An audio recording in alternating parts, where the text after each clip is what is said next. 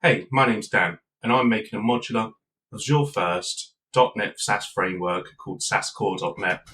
In this video, I want to talk to you about the database layer as it's currently standing, how it's working, sort of the problem that it's solving, and basically just give you an example of me actually running through a project with just an SQL server and showing how that's going to work and how the seeders and migrations work. So if we go into code, this is the sort of core of the database layer, is the DbContext, as you'll know.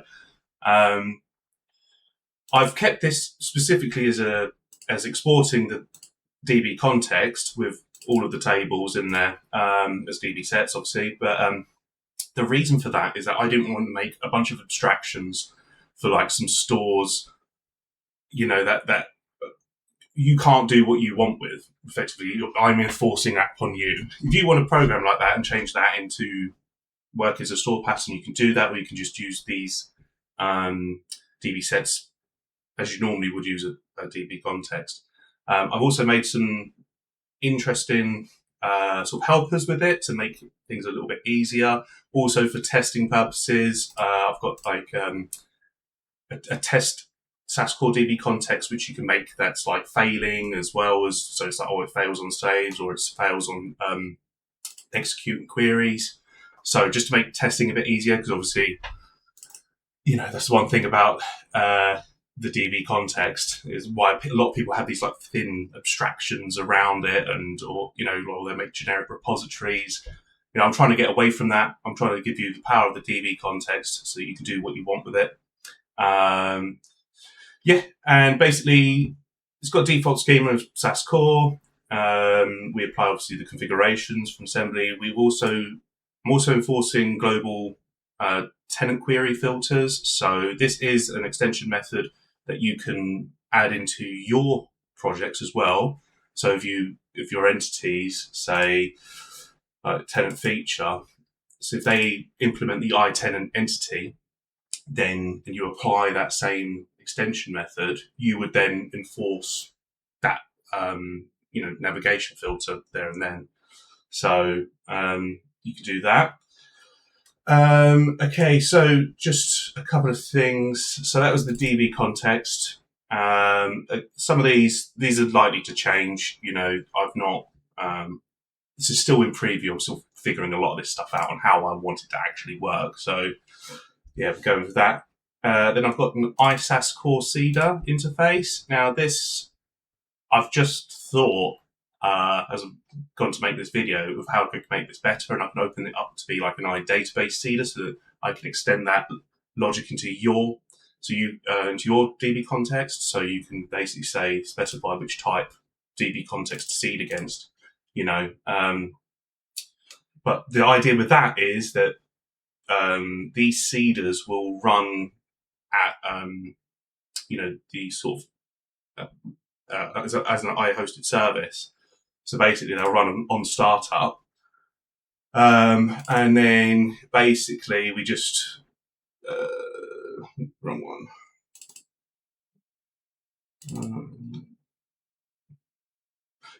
And then I'm just registering a bunch of seeders here.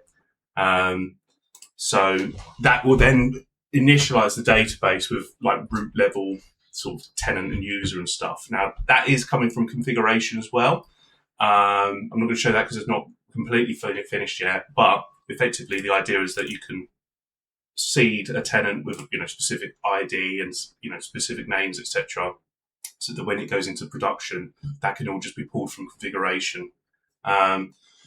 So we've got that. And then got specifications as well. So I briefly spoke about this in the last video, where I like the idea of specifications. This is going to happen with SaaSCore, but obviously I'm not forcing you to use these, but I quite like them, and you can use them if you want. And there's extension methods on the specification query. So basically, you can add paging, you can add whatever specification you want. Just you're applying it to an IQueryable.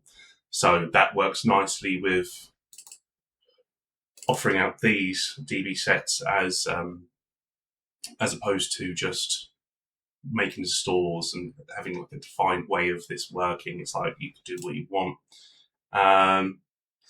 So cool. Let's just let's step into into an example. Okay, so here we go. I've got a terminal open. I've got where this is going to be output into. So the command that I'm going to do today is just SaaSCore, new project name, and then I'm going to basically be like DB. I want to use the SQL server. That's all I've got at the moment.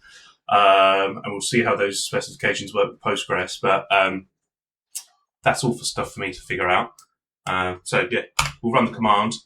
It's going to uninstall existing templates and then install the ones that that CLI version wants to use. And then basically just we'll wait. You know, I'm going to make this a little bit nicer as well, but from the CLI perspective, but that's going to be a better polished job. So there we go. So I've got this solution. So going to build that. Open that, and then just give a quick like run of the infrastructure layer, just so you can see that we're adding the SaaSCoreDatabase. And we are adding the SaaSCoreDatabase initializer. So here again, this is all going to be coming from your configuration, so you can say whether you will apply migrations or run seeders every time the app starts, which obviously you're going to want to do upon release, but then not afterwards. Until you need to update versions of SaaSCore. So this is going to point to the SaaSCoreDB, which I'm just doing the local SQL Express. Just going to show you that there's no database here. Okay, and then what we'll do is we'll run the project, and I'm probably going to have to drag over the terminal window, but yeah. So this is applying the migrations, it's applying the seeders as well. Okay, so now that's done, started up. We've got our, demo API. These two endpoints are they're not the proper login or demo sort of route flow that we're going to be doing, but it's just for demonstration to show this working. So there we go. We've got the DB. You can see we've applied some migrations. You can see the initial schema. With this, we've got in the tenants, we've got a root tenant, and then we've got a root admin user. So with that, what we can do is we can, again, this is just for demonstration purposes. So what we'll do is we'll login successful. So this is showing that you're getting the right tenant, right user from that tenant, and then this demo me is just like, hey, who am I, effectively. So there you go. We've got the tenant ID. This is all pulled from the tenant context. So every request will, from an authenticated standpoint, from trusted source, we'll be able to pull out the tenant ID, and then every request that hits the database will be auto-filtered to that query, so that tenant ID on the query. And yeah, so that's what I wanted to show you so far. Actually, no, wait. There's also features. Okay, so these are my features. The SaaSCore.NET platform features. So what we've got let's stop that in the application layer, which is where this is all being defined. We've got this add feature enum.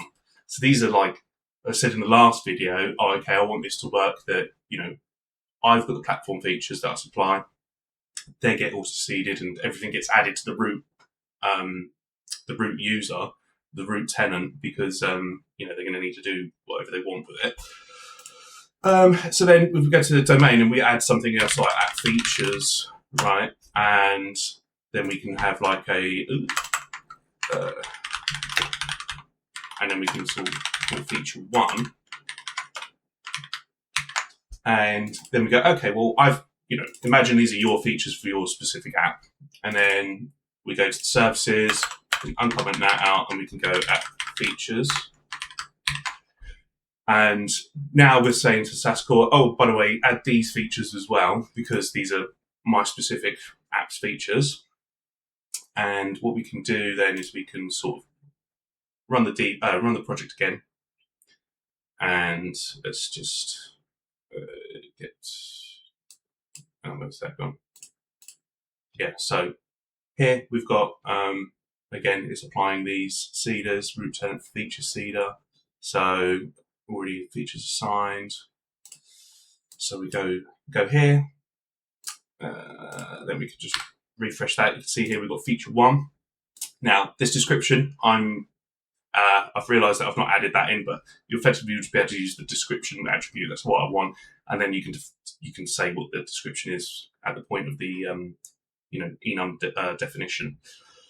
But we're obviously going to be allowing, in one of the later videos, I'm going to demonstrate how we can manage this from the admin dashboard as well. So we've got the feature 1 in there. Sorry, I've just got away with it. And then we can, from tenant features,